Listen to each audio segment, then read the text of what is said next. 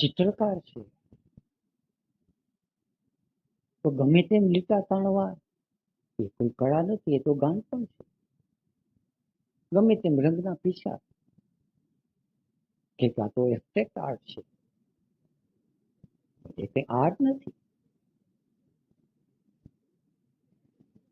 શરૂઆતમાં તો સભાનપૂર્વક સજગપૂર્વક બધું શીખવું પડે છે. રંગ ઉપરનું પ્રભુત્વ, રેખા ઉપરનું પ્રભુત્વ, એનું કમ્પોઝિશન,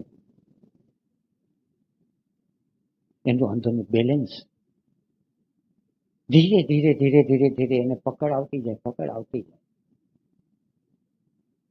અને પછી તો એના હાથ છે, એના હાથમાં કોઈ પણ સાધન આવે, પીછી આવે કે પેન્સિલ આવે, જે કંઈ કરશે એની અંદર કલા નીતરતી હશે. તો આ જે કલા છે એ સાહજિક બની ગઈ. હવે એનું જીવન છે એ સહજ, કલાકારનું જીવન સહજ જીવન છે. કોઈ ભક્તિ કરતો હોય તો ગમે તેમ ભાવના આવેગો આવી જાય, એ ભક્તિ નથી. ઠીક લાગે ત્યારે ઠેકડા મારી લે, ઠીક લાગે ત્યારે કીર્તન કરી લે, ઠીક લાગે ત્યારે એક બાજુ પરમાત્માને મૂકી દે. એને માટે ધીરે ધીરે ધીરે ભાવ પ્રગટ થાય. અને કઈ કઈ રીતે ભાવ પ્રગટ થાય છે એ બધાનું એક વિજ્ઞાન છે, નવદા ભક્તિ છે. પણ ભક્તિની અંદર ધીરે ધીરે ધીરે ધીરે એ આગળ ને આગળ નીકળતો જાય, પછી એની ભક્તિ સહેજ બને છે.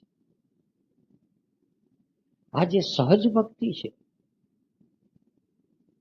એ આખી સ્થિતિ છે, જુદા પ્રકારની. હવે એને અને પરમાત્મા વચ્ચેનો વ્યવહાર છે એ તદ્દન જુદો જ વ્યવહાર છે. અને એનું કારણ છે કે એની અંદરનો અહમ છે એને સમર્પિત થઈ ગયું. અહમ છે આપણા બધામાં છે, પણ બધાની અંદર અહમની ક્વોલિટી અલગ અલગ છે. વ્યવહારના માણસોની અંદરનો જે અહમ હોય છે ને એ અહમ છે જળ પથ્થર છે, એકદમ ફિક્સ.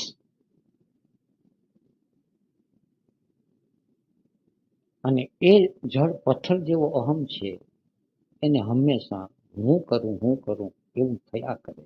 અને હું કરું એ જ સાચું, હું વિચારું એ જ સાચું, હું બોલું એ જ સાચું. અને એવો અહમ છે એ સાધના કરવા જાય અને એને એમ જ થાય છે કે હું સાધના કરું એ જ સાચું. એટલે આવું જ્યાં સુધી અહમ હોય છે એને શુદ્ધતાની ધ્યાનની પ્રક્રિયામાંથી ગુજરવું પડે છે. અહમ છે ફિક્સ નથી ચાલતો, ફ્લેક્સિબલ જોઈએ, તરલ જોઈએ. અને તરલતા ક્યાં સુધી આવે છે કે તરલ થતા થતા થતા થતા જે તે ક્ષણે જે તે સ્થળે એ અહમ છે એનું રૂપ લઈ લે. પથ્થરો છે એને ઘડવો પડે, પાણીને ઘડવું નહીં પડે. પાણી છે જે પાત્રમાં નાખે છે એ પાત્ર મય બની જાય. જ્યારે જીવનના વ્યવહારની અંદર પત્ની આવે તો પત્ની સાથે પત્નીના અહંકારની સાથેનો અહંકાર હળી મળી જાય. પતિ આવે તો પતિના અહંકારની સાથે એનો અહંકાર હળી મળી જાય. એનો અર્થ એ નથી કે અહંકાર નીકળી જાય છે. ફિક્સ અહંકાર છે એની અંદર જ્યારે જાગૃતિ આવે છે ત્યારે ફ્લેક્સિબલ બની જાય. અને ફ્લેક્સિબલ અહંકારની તાકાત છે ને એ બહુ વધારે છે. આપણને એમ લાગે કે ફ્લેક્સિબલ અહંકાર થાય છે એટલે સાવ નમાલો થઈ જાય. એ નમાલો ન હોય. પાણી છે ને ભલભલા પથ્થરને કાપી નાખે છે. પથ્થર છે થોડો વખત પાણીને અવરોધ કરી લે એટલે પથ્થરની અંદર એમ લાગે કે મેં પ્રવાહને રૂંધી લીધો. અને પાણીની અંદર તો એક ક્ષમતા છે, પ્રતીક્ષા રાખે ધીરે ધીરે ધીરે પથ્થર ઘસાઈ જવાનો છે, પાણીનો રસ્તો કરી લેવાનો છે. તો જે લોકો જાગૃત ચેતના છે એ લોકોની અંદર અહંકાર તો હોય, પણ એના અહંકાર છે પકડમાં ના આવે. આ તો જે પાણી જેવો અહંકાર છે, પછી તો અહંકાર અગ્નિ જેવો થાય, વાયુ જેવો થાય. ફ્લેક્સિબલ અહંકાર થાય છે સજગતા પછી, અને સહજતા જ્યારે આવી જાય છે પછી તો એનો અહમ છે ને ગોતવું પણ મુશ્કેલ થઈ પડે. હોય ખરો,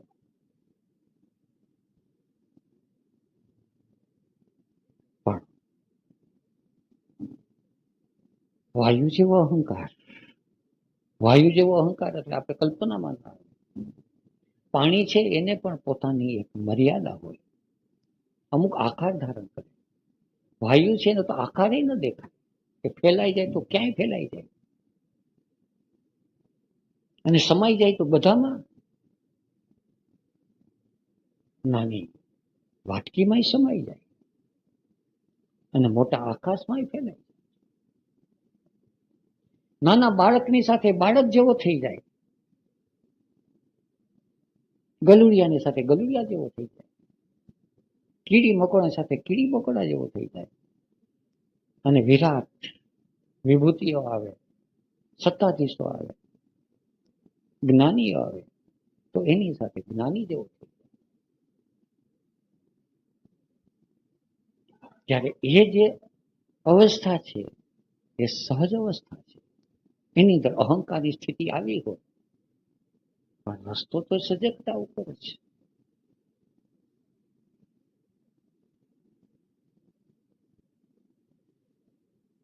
અન્નમય કોષ, પ્રાણમય કોષ, મનોમય કોષ, વિજ્ઞાનમય કોષ અને આનંદમય કોષ, આપણે 5 કોષની વાત કરી.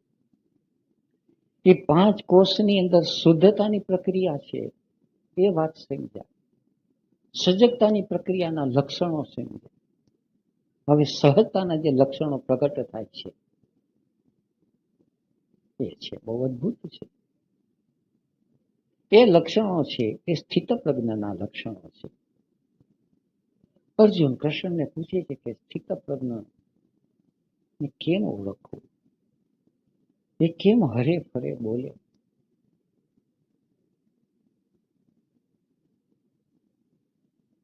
તો અન્નમય કોષ છે, કર્મેન્દ્રિયનો વ્યવહાર છે. તો એના કર્મેન્દ્રિયના વ્યવહારની અંદર ચાલતો હોય તો સહજ ચાલતો હોય, અને દોડતો હોય તો પણ સહજ દોડતો હોય, એ બેઠો હોય તો પણ સહજ બેઠો હોય, એ રમતો હોય તો સહેજ રમતો હોય. હવે એની વ્યાખ્યા કરવી મુશ્કેલ છે.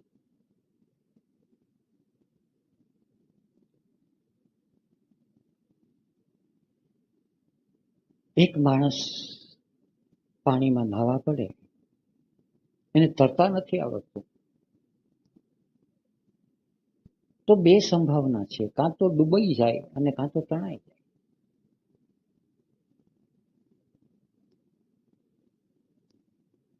તણાઈ જાય તો ગોથા ખાતા ખાતા ગમે ત્યાં હાથ પગ છોલાઈ જાય, કાં તો મરેલો નીકળે. ડૂબી જાય તો પણ ન્યાય મરી જાય. પણ હવે એને તરતા આવડે છે, તરવાનું શીખે છે. તો તરતા આવડે છે તો એની સાથે એને ખ્યાલ આવે છે પાણીના નિયમોનો, પાણીને અને શરીરને કઈ રીતે સંતુલન કેળવવું. પ્રબળ પ્રવાહ હોય તો શરીર કઈ રીતે, શાંત પ્રવાહ હોય તો કઈ રીતે, ઉપરથી પડતું હોય તો કઈ રીતે, ઘૂમરી મારતું હોય તો કઈ રીતે, પાણીના બધા નિયમોનો એને ભાન થાય. એ બધા નિયમ પ્રત્યે સભાન બને, સજગ બને. એ સજગ બને છે પછી એ પોતે પોતાની જાતને પાણીમાં છોડી દે, અને એ પાણીમાં છોડી દે એટલે હવે વહેતો જાય. હવે પાણીમાં વહેતો પણ જાય છે, ડૂબતો પણ નથી અને તણાતો પણ નથી. અને પાણી છે એનો સ્વભાવ છે, સહજ સ્વભાવ છે. વહેતો વહેતો વહેતો એને કોઈ પણ કાંઠે, જ્યાં કાંઠે નીકળવું હોય એને કાંઠે કાઢી દે છે. આ કાંઠે કાઢી દે એને તટસ્થ કીધું, કાંઠા પર આવી ગયો. ભવસાગરની અંદર બેડો પછી પાર કરવો નથી પડતો, એ જ એ બેડો પાર કરી ગઈ છે. આ અવસ્થાને આપણે ત્યાં કૃપા કીધી. પણ કૃપા વરસે કેના ઉપર? ગમે એના પર કૃપા કેમ વરસે? એક ખેડૂત છે, સરખી રીતે ખેતર ખેડે, સરખી રીતે વાવણી કરે, યોગ્ય સમયે વાવણી કરે, યોગ્ય ખાતર પાણી આપી દીધું હોય, તો એના પર કૃપા કરે અને ખાંડી મોઢે દાણો ઉતરે. એક સંગીતકાર છે, એને અતિશય સાધના કરી હોય, તો એના પર સરસ્વતી દેવીની કૃપા અવતરે. જેના જેના ઉપર એની કૃપા અવતરી છે, એ લોકોએ મહેનત ખૂબ કરી હોય, પણ મહેનત જે કરી હોય એ સભાનપૂર્વક, બોધપૂર્વક, સજગતા. પણ જો સજગતા ન હોય તો મહેનત છે એ ખેડૂત છે ખેડા જ કરે, ખેતર ખેડા જ કરે. વાવવા પણ જાય તો વાવવું કેટલું? કેટલાક છે વેંતે કુંડું વાવી દે તો દાણો નકામો જાય. કેટલાય સાધુ સંતો છે, સાધના કરે છે, ઓથેન્ટિક કરે છે, પણ ભાન વિના, જ્ઞાન વિના. વર્ષો સુધી કર્યા કરે, વર્ષો સુધી યજ્ઞ યાગ કરે, મંત્ર તંત્ર કરે,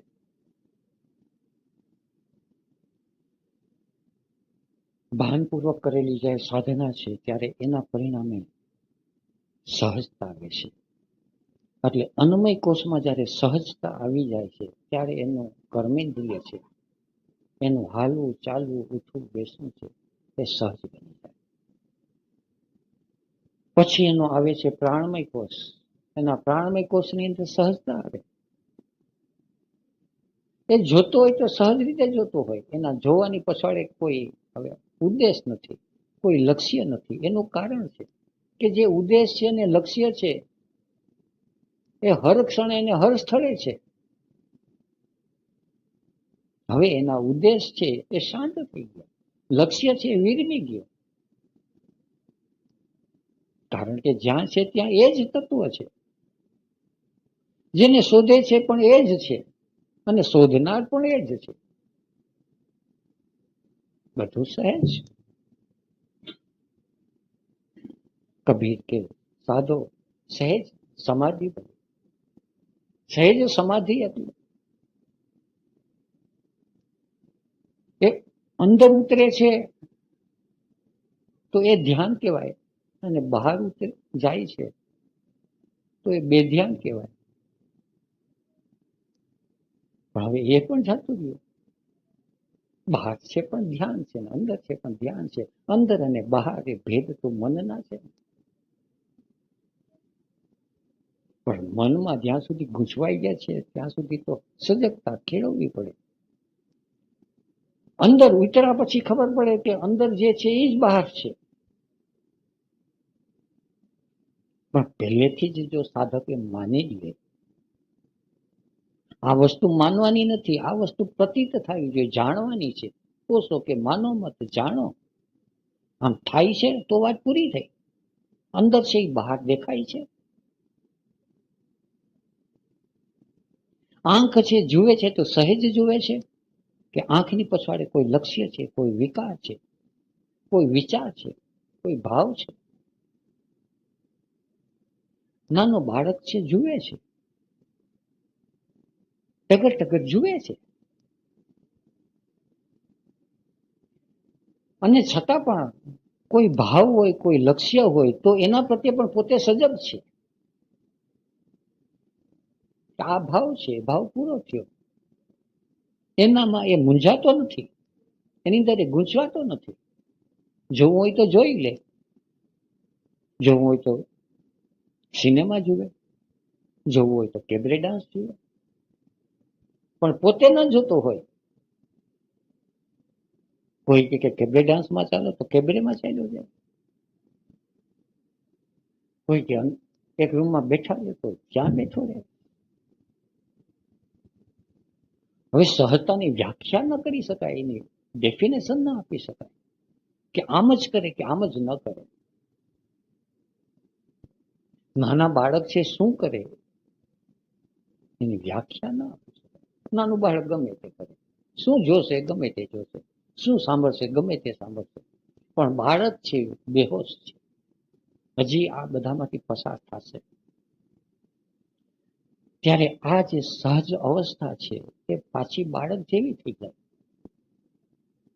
પણ બાળક જેવી નો અર્થ ચાઇલ્ડ લાઈક, નોટ ચાઇલ્ડિશ. એક સ્થિતિ તદ્દન જુદી જ હોય. બાળકની અંદર અહંકાર કેવો, કોઈ તેડી લે તો તેડી લે, ન તેડતો ન તેડે, અને એને ક્યાંક રીસાઈ જાય તો રીસાઈ જાય, હસવા માંડે તો હસવા માંડે. એની રીસ છે એ પણ ટકે નહીં, અને એનું હાસ્ય છે એ પણ ટકે નહીં, પણ પોતે પોતાની સ્થિતિમાં હોય. વ્યવહાર છે બહુ અટપટો હોય.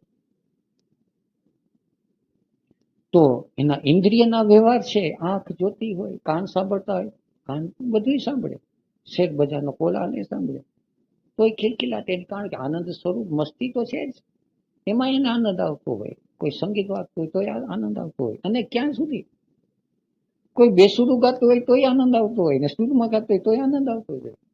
એને શરૂઆતની અંદર મુશ્કેલ પડે. શરૂઆતમાં કોઈ બેસુરું જાય તો માથું ફાટી જાય, બેતાલું જાય તો મજા ઉડી જાય.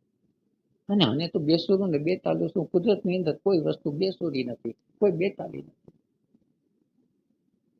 ભોજનની અંદર સ્વાદ લે તો પૂરેપૂરો લે, અને બે સ્વાદ હોય તોય પૂરેપૂરો સ્વાદ લે. સ્વાદ ને બે સ્વાદ છે એ શું? પણ એમ ન કરે કે બધો છે જે ખાવાનું આવ્યું હોય ને ગોટો વારીને હવે સ્વાદ ને બે સ્વાદ, અસ્વાદનું વ્રત ન લે. એ તો અહંકારનો ખેલ છે. એ સ્વાદમાંથી બહાર નીકળી જાય. સ્વાદ હોય તો સ્વાદ પૂરેપૂરો માણે, ને સ્વાદ ન હોય, સ્વાદ લેવામાં સહજ હોય, આમ પણ સહજ હોય. નાના બાળકને જે ખવડાવીએ, અને ખવડાવીએ તો કટાણું મોઢું કરી લે બાળક, ન ભાવ્યું તોય સહજ, ન જ ભાવ્યું એને ન જ ભાવવું જોઈએ. એ પાછો અહંકારનો ખેલ, એટલે એની વ્યાખ્યા મુશ્કેલ પડે. એ અવસ્થા છે એ જીવી શકાય છે, એવી અવસ્થાની વિભૂતિઓ ઘણી બધી હોય. તો ઇન્દ્રિયના વ્યવહારમાં એ સહજ થઈ જાય. પ્રાણમય કોષ છે એટલો બધો સજગ બની ગયો કે હવે ઇન્દ્રિયના વ્યવહાર છે એ વ્યવહારને વિશેષ સજગતાની જરૂર નથી. આપોઆપ સહજ. પ્રકૃતિનું આયોજન જ એવું છે ને, પ્રકૃતિની અંદર મનુષ્યના જીવ સિવાય કોઈ પણ વસ્તુ અસહજ નથી. ઝાડ ઉગે છે સહેજ ઉગે છે, સૂર્ય ચંદ્ર તારા પોતપોતાની ગતિ સહેજ કરે છે, નદી ઝરણા સહેજ રીતે વહે છે, પંખીઓ સહજ રીતે ચારો ચરે છે, દાણો પાણી કરે છે, કિલ્લોલ કરે છે. બધી ઉપાધિ આપણને છે ને, આપણને એટલે મનુષ્ય દેહ ધારણ કર્યા પછી, અને મનુષ્ય દેહ દુર્લભ, અને આ દેહ છે આટલું બધું ચિંતા વાળો, અને બીજા બધા દેહને કોઈ દેહને ચિંતા નહીં. 84 લાખ યોનિઓ કે છે આ લોકો, આપણે તો ગણી નથી. પણ એ 84 લાખમાં આ એક જ યોની છે કે જેને આટલી બધી ઉપાધિ છે. બાકી 83,99,999 સહેજ છે. જો આટલું બધું સહજ હોય તો આટલી બધી આપણે ચિંતા સેવાની? ઉપાધિનું કારણ એક અંદર ભીતર જે છે ને સૂક્ષ્મ રીતે કઠોર થયેલો ઈગો, જેની આસપાસ આ બધો વ્યવહાર એક એવું કેન્દ્ર છે કે જેને આસપાસ બધી ઝાડ ઉઠી છે. તો કેન્દ્રને અહંતા કહે છે, અને જે ઝાડ ઉઠી છે એને મમતા કહે છે. આ હું અને આ મારો, પણ એમ છૂટતું નથી, એમ હું છોડવા તૈયાર નહીં થાય. એ જાગે એને દેખાય કે આમાં હું કહું છે અને મારું શું છે. આ તો ગુણે શું વર્તન છે. ગુણો ગુણોનું કામ કરે છે, ભૂતો ભૂતોનું કામ કરે છે, શરીર શરીરનું કામ કરે, મન મનનું કામ કરે, બુદ્ધિ બુદ્ધિનું કામ કરે, પ્રાણ પ્રાણનું કામ કરે છે. તો હું જ્યાંથી પ્રગટ થયો છું એ એનું કામ કરે. સજગતા સજગતા આવતા આવતા સહજતા અંદર પ્રગટ થાય છે. એટલે પ્રાણમય કોષની અંદર આ સ્થિતિ બની જાય પછી આવે મનોમય કોષ. અંતે તો એને કોષ છે. કોષનો અર્થ સાધન. સાધનનો અર્થ જેણે જેટલી સાધના કરી હોય, જેને મૂડી ભેગી કરી હોય. કોઈ માણસ રેકડી હાંકતું હોય, 2 પૈસા ભેગા કર્યા હોય તો સાયકલ વસાવે. કોઈ દુકાન કરી હોય ને 2 પૈસા ભેગા કર્યા હોય તો મોટર ગાડી વસાવે. કોઈએ ફેક્ટરી નાખી હોય તો 2 પૈસા ભેગા કર્યા હોય તો હેલિકોપ્ટર વસાવે. કોઈ વિમાન વસાવે. છે તો બધા સાધન. અન્નમય કોષ છે એ ગાડું બળદ ગાડી જેવી છે, અને પ્રાણમય કોષ છે મોટર ગાડી જેવું છે. વિજ્ઞાનમય એ બધા વિમાનો જેવા એ ઉડા કરે. પછી તો સાધન. કયા સાધનમાં ઉડે છે એ સવાલ નથી, કોણ ઉડે છે. તો કેટલાક કે સાધના કરી કરીને બધા કોષો વિકાસ કર્યો હોય અને જાગે અને બધું સમજાઈ જાય, અને કેટલાય કઈ ન કર્યું ને સીધે સીધું સમજાઈ જાય કે વાત આમ જ છે, જ્યાં છે ત્યાં ઓગળી જવાનું છે. ઓગળી જાય, સરળતાથી ઓગળી જાય. ત્યાં ને ત્યાં જાગી ગયો ને ઓગળી ગયો, વાત પૂરી થઈ ગઈ. અને કેટલાક છે સરળતાથી એનો અહંકાર ઓગળવા ન માગે છે, કરે છે તો પણ કુદરતની અંદર બધું આયોજન છે. જેને જ્યાં ઓગળવું હોય, આખું વિશ્વ રચ્યું છે એને માટે. કોઈને ભક્તિ કરવી હોય તો ભક્તિનો પ્રદેશ અનંત પ્રદેશ છે, ભાવનો પ્રદેશ. કોઈને જ્ઞાન ઉપાર્જન કરવું હોય તો જ્ઞાનનો પ્રદેશ અનંત છે. કોઈને કળા ઉપાર્જન કરવી હોય તો કળાનો. અને દરેકના જીવ ને રમવાને માટે આખું આ વિશ્વ છે. પણ રમવાને માટે આ વિશ્વ છે એનું ભાન આવે છે પછી એ સહજ અવસ્થા આવે છે. અત્યારે ભાન નથી એટલે રમવા જાય ને ફસાય. પાને રમવા બેઠા હોય પણ પાને રમતા રમતા ક્યારે મગજ છટકી જાય ખબર. ક્રિકેટ રમવા બેઠા હોય ને ત્યારે મારામારી આવી, શેતંગ રમવા બેઠા અને એવી રીતે ધંધામાં રમવા બેઠા અને રમતા રમતા ક્યારે ઊંઘની ગોળી લેવી પડે ખબર નથી. ક્યારે જીવ ફસાય અને આવે છે ખાલી રમવા. લગ્ન કરે છે રમવા માટે, 2 જણા ભેગા થઈને કંઈક રમે, જાત જાતની રમતું માંડે છે. ક્યારે ફસાઈ જાય સામ સામે અને મારામારી પર આવી જાય. મારામારીમાં તે લગ્ન કર્યા હતા કે આપણું ઘર છે કોઈ રેસલિંગ ગ્રાઉન્ડ થોડું છે. પણ ક્યાંક મુક્કાબાજી થતી હોય બધા માણસો ભેગા થાય અને કેટલાકનો અહંકાર થોડો શરમાળ હોય તો બારી બારણા બંધ કરીને રેસલિંગ કરે, અને કેટલાકને એમ ન હોય તો ઉઘાડા રાખે તો જરા ગામ જોવું. પણ આ બધું છે. પણ સજગતા આવ્યા પછી એને ખ્યાલ આવે કરે આ શું આવે. છોકરા છોકરાની રીતે બરાબર, પત્ની એની રીતે બરાબર, પતિ એની રીતે. એક સંસાર વ્યવહારથી સહજ બની ગયો, એનો ભાવનો પ્રદેશ સહજ બની ગયો. હવે એને મનોમય કોષ છે એની અંદર હવે રમતો થઈ જાય.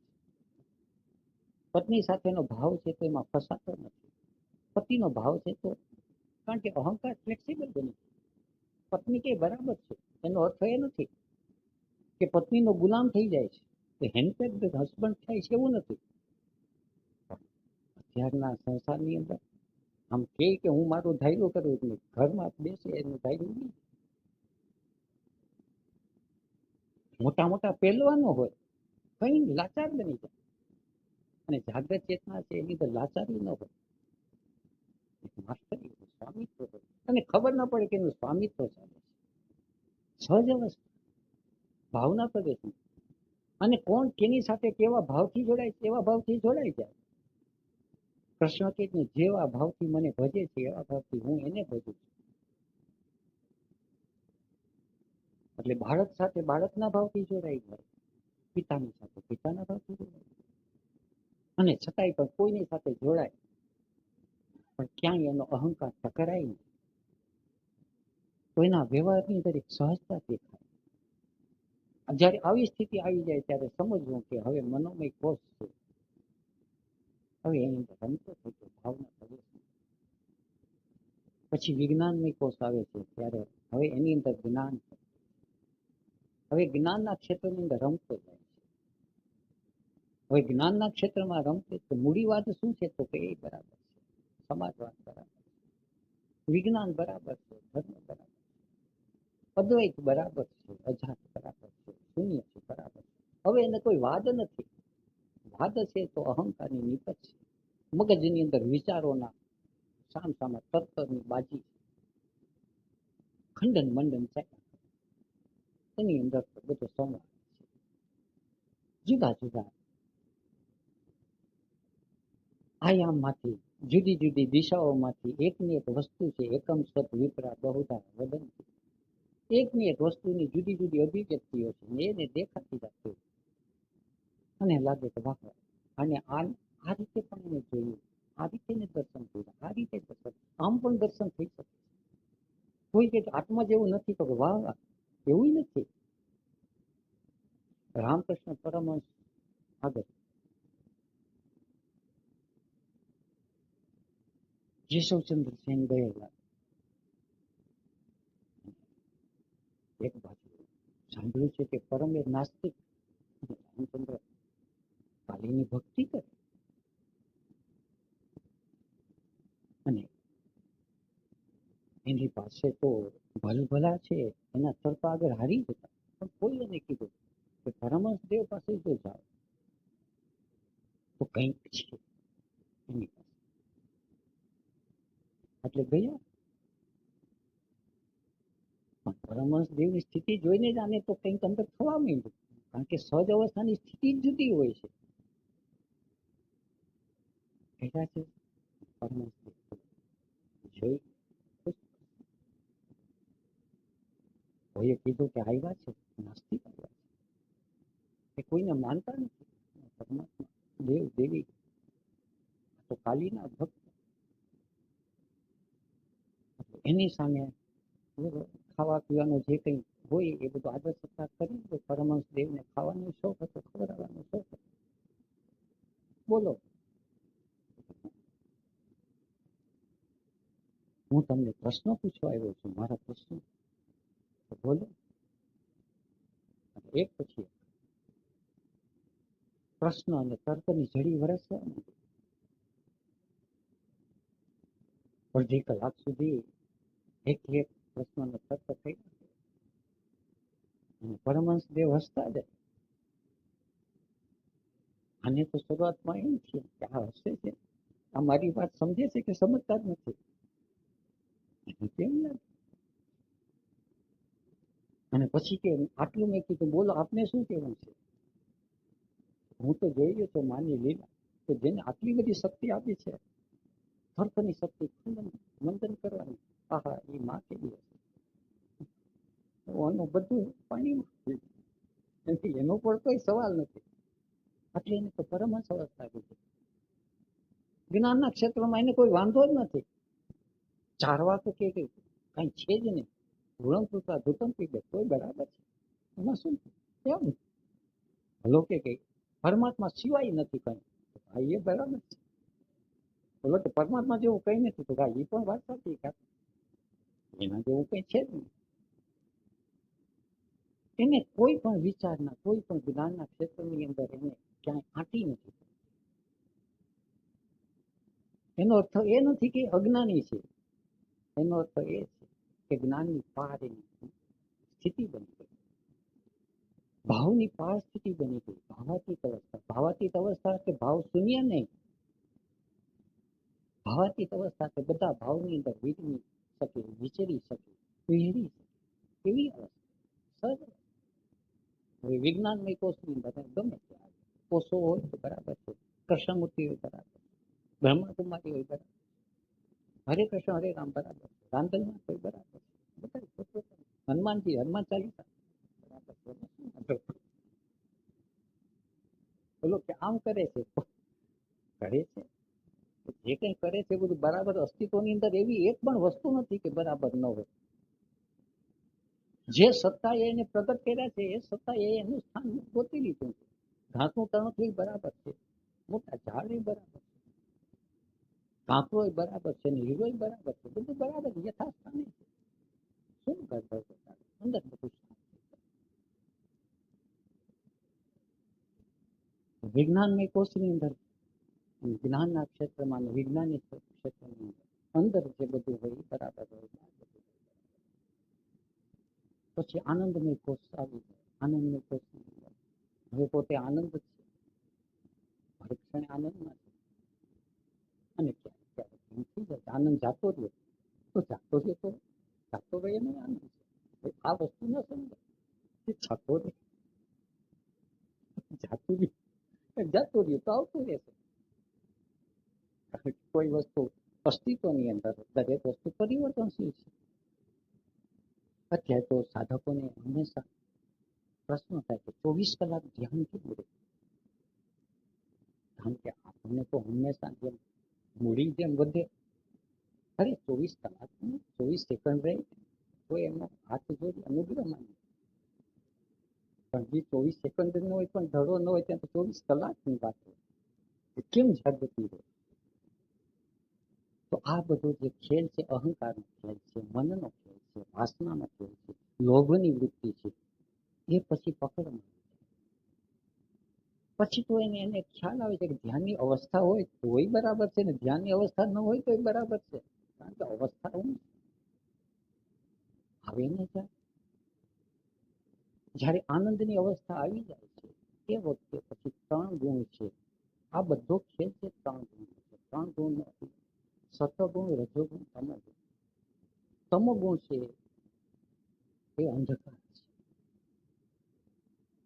અજ્ઞાન છે, બેહોશી છે, પ્રમાદ છે, આળસ છે. દેહ છે એ તમોગુણ છે, મન છે રજોગુણ છે, અને અંદરનું આત્મતત્વ છે સત્વ છે. એ સત્વ છે આ રજોગુણ અને તમોગુણની અધિકતા છે, સત્વની કમી છે. અને સત્વનો અર્થ છે જાગૃતિ, સજગતા, સજગતા, સજગતા. એ સજગતા વધતી વધતી વધતી વધતી એટલી આવી જાય કે રજોગુણ અને તમોગુણ છે એને બેલેન્સમાં રાખી શકે એટલી જ્યારે આવી જાય છે, ત્રિકોણ છે બરાબર બની જાય છે, ત્યારે જે સ્થિતિ પ્રગટે છે 3 ગુણની સામ્યાવસ્થા. કે જેવી 3 ગુણની સામ્યાવસ્થા આવે છે બીજી ક્ષણે છે ગુણાતીત અવસ્થા. આ ગુણાતીત અવસ્થા છે એ સહજતાની આખી સ્થિતિ. એને પછી એનલાઇટનમેન્ટ, કેવળ નિર્વાણ, જે કંઈ શબ્દ એ સ્થિતિ થાય.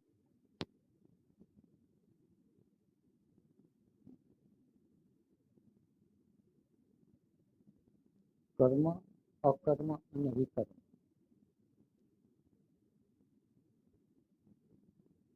પ્રકૃતિની અંદર જે કંઈ થઈ રહ્યું છે એ છે ક્રિયા. ઝાડ ઉગે છે,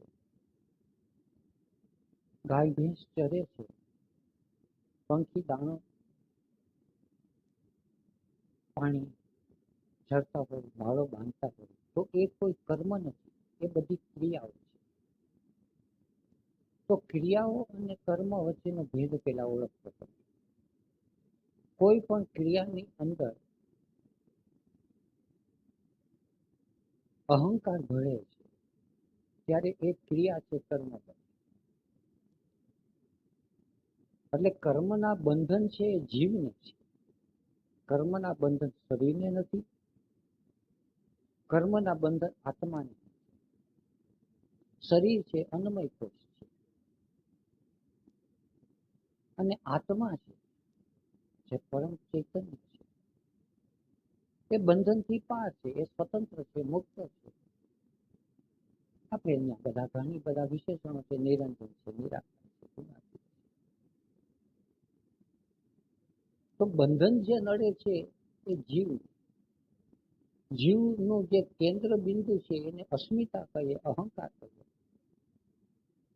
જ્યાં હું થઈ ગયું છે, એ હુંના અનેક રૂપો છે. કારણ કે અસ્મિતા અહંકાર બહુરૂપી છે. બહુરૂપી એટલે કે ખેતી કરતું હોય તો અહંકાર ખેડૂત બની જાય. હું ખેડૂત થઈ ગયો. શરીર ખેતી કરે છે પણ એમાંથી હું ખેડૂત થઈ ગયો. ભાવની અંદર ક્રોધ આવી ગયો તો હું ક્રોધિત થઈ ગયો. એક દેહને બીજા દેહની સાથે સંબંધ બંધાઈ જાય તો હું પતિ થઈ જાય કે હું પત્ની થઈ જાય. બચ્ચાનો જન્મ થાય તો હું પિતા થઈ જાય. તો એની અંદર પિતાનો અહંકાર હોય, પુત્રનો અહંકાર.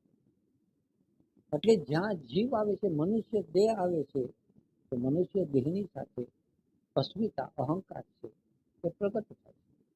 અને એ અહંકાર કઈ રીતે પ્રગટ થાય? તો આપણે જે વાત કરી કે ચૈતન્ય અને ચિત્તનો જ્યારે સંબંધ થાય છે ત્યારે એની અંદરથી એક બાય પ્રોડક્ટ એટલે સૂર્યનો પ્રકાશ અને પાણીનો સંબંધ થાય અને એમાંથી જે મેઘધનુષ પ્રગટ થાય છે. એવી રીતે એક અંદરનો હું પ્રગટ થાય છે. અસ્તિત્વની અંદર માનવ દેહ સિવાય ક્યાંય હું નથી અને માનવ દેહ સિવાય ક્યાંય કર્મના બંધન નથી, ક્રિયાઓ બધે જ. હવે માનવ દેહની અંદર અસ્મિતા અહંકાર આવ્યા પછી જે ક્રિયા કરે છે એને કર્મ.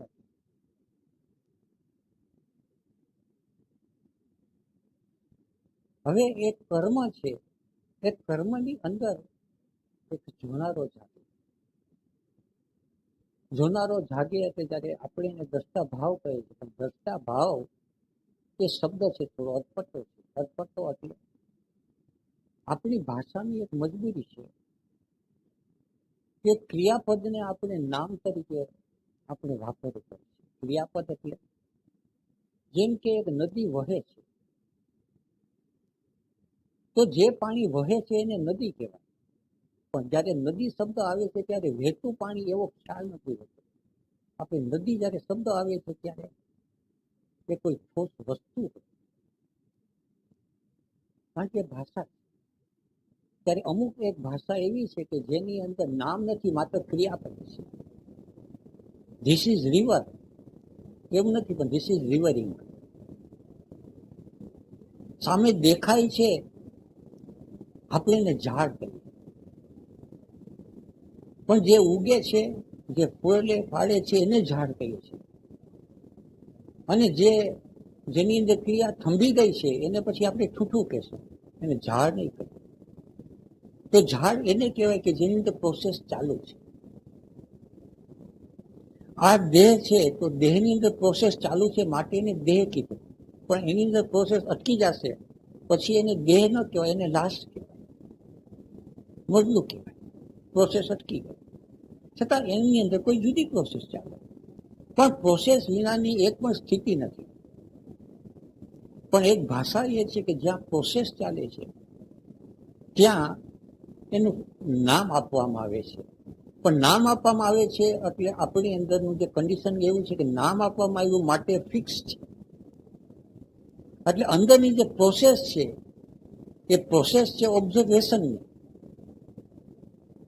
એક અંદરની જોવાની પ્રક્રિયા ચાલુ છે, પણ જોવાની પ્રક્રિયા ચાલુ છે એટલે એને દ્રષ્ટા કીધું. અને જેવો દ્રષ્ટા શબ્દ કીધો એટલે આપણી અંદર એક તરત જ પ્રશ્ન થાય કે દ્રષ્ટા શું છે? એટલે કૃષ્ણમૂર્તિને કેવું પડે કે there is observation, no observer. કારણ કે કઈ છે નહીં, પ્રોસેસ છે. જેવી રીતે આપણે ચાલીએ છીએ અને કહીએ કે તમારી ચાલ બતાવો, તો બેઠા હોય તો કેમ ચાલ બતાવો? પ્રોસેસ છે.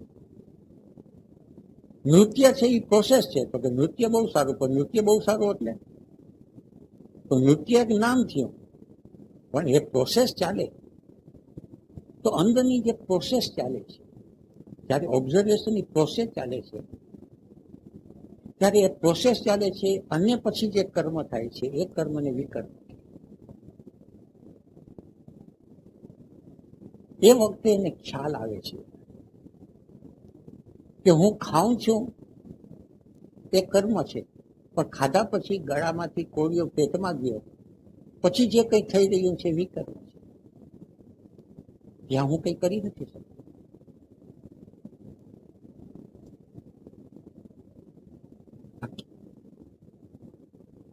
એટલે જેની સાથે હું ભળી જાય છે એ કર્મ, જેની સાથે હું ભળતો નથી એ અકર્મ, અને જેની સાથે હું જાગીને જુએ છે એ વિકર્મ.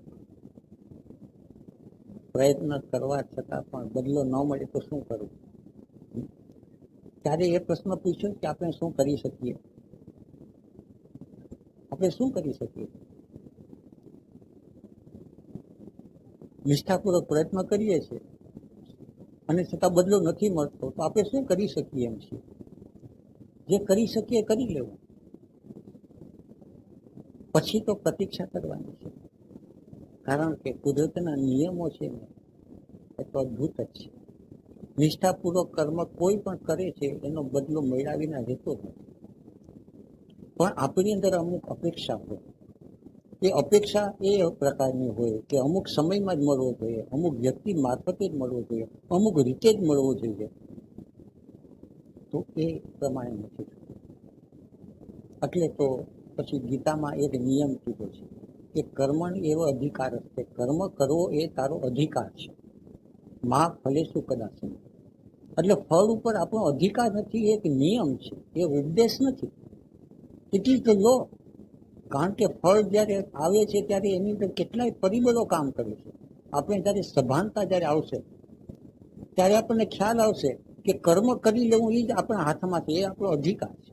અધિકાર એટલે એટલું જ આપણે કરી શકીએ છીએ, પછી કાંઈ નહીં. એક આંબાનું ઝાડ વાવી દીધું એટલો મારો અધિકાર છે, એમાં ખાતર પાણી કરી દેવું એટલો મારો અધિકાર છે. અને પછી શું? પછી તો એમ છે કે એની અંદર આપણે ખાતર પાણી કરી દીધું, બધું આ કરી દીધું, ઝાડ મોટું થયું, એમાંથી ફળ લાગવા જ જોઈએ. પણ છતાં ઘણી વાર એવું બને છે કે વાવાઝોડું આવે ને ઝાડ ઉખડી જાય. તો કેને કેવું? તો ફળ એના હાથમાં છે. ફરીથી ઝાડ વાવવું, ફરીથી થાય. તો હંમેશા વાવાઝોડા નથી આવતા. પ્રકૃતિના કોઈ ગહેરા નિયમો છે કે જેને નિષ્ઠાપૂર્વક કામ કર્યું છે એને ફળ જરૂર મળે છે, અચૂક જ મળે છે. પણ હું કહું એ શ્રદ્ધા તમે ના રાખતા, તમે જોજો. અંદરની એક પ્રતીતિ થવી જોઈએ. આપણે માનવાની વાત નથી. આ ધીસ ઇઝ ધ લો. આ નિયમને સજગતાપૂર્વક જોશું ને પછી અંદરથી જે પ્રગટ છે ને એ શ્રદ્ધા હશે. અને એ શ્રદ્ધા છે બેને બે ચાર જ થાય, એને પછી કોઈ દગાવી નહીં શકે. બોલો કે ના મારે તો બે ને બે પાંચ થયા, બોલો કે મેં તો બે ને બે કર્યા 3 જ થયા, એવું નથી. એક્ઝેક્ટલી છે. એટલે ક્યાંક કંઈક હોય છતાં આપણે નિષ્ઠાપૂર્વક આપણું કામ છે કર્મ કર્યા કરવાનું. અને ક્યારેક તો એવું બને છે કે આપણે કર્મ કર્યું હોય એનું ફળ આપણે ન ઈચ્છવું હોય ને એના કરતા પણ અનેક કર્મ આવે છે, અનેક કર્મ. ત્યારે આપણે થાય કે આટલું તો મેં મહેનત નથી કરી. જે લોકો જાગ્યા છે ને એને આ અનુભવ થાય છે કે મેં તો આટલી સાધના કરી હતી, તો આટલું બધું પરિણામ આવશે એવું તો કલ્પના નથી, આટલું બધું સુખ વરસી પડશે એટલું ખ્યાલે નથી. પછી એનાથી નતમસ્તક થઈ જાય ને પછી અહંકાર થોડો ઘણો હોય ને એ પણ ઓગળી જાય, ત્યાં સુધી નતો કરતો.